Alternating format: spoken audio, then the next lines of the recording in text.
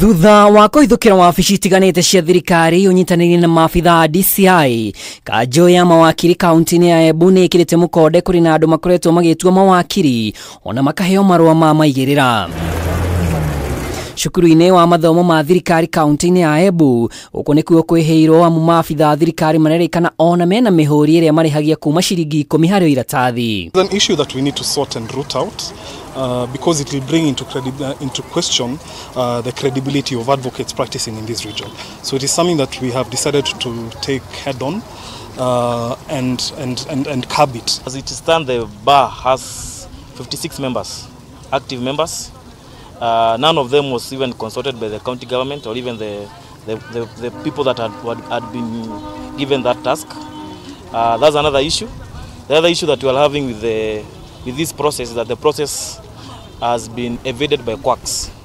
Quacks wamekuwa wengi. We have seen even being stamped by members of the county, verifying documents of members of the county. You understand?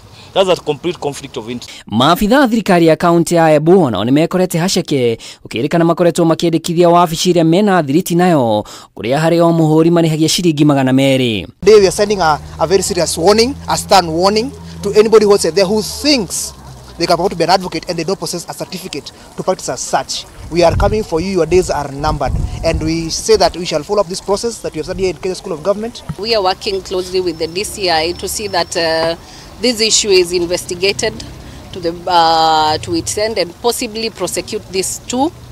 And that should serve as a lesson to other masqueraders out there. And we are putting every other masquerader within the region on notice. Munini wake CC wa ruhonge ruti wira wa muingi kaunti-ini ya Embu Emilio Kathuri ni ateteire thirikari ya Embu akiuga kaunti ni ihete ruhonge rwa kuramata mirutire ya wira wa kaunti IHRM utafanyia uthuthuria ona uthurimi. Kusema process inafanywa na quacks ama ni nani, I can't reply. We have contracted IHRM, which is a government fully owned parastatal. So, if they have given us quacks, that is not for me to answer. The most important thing is for us to see the results. And it will be evident from the report that they will do. We did not first of all ask for the documents of those who are coming to do the audit. We only contracted the organization.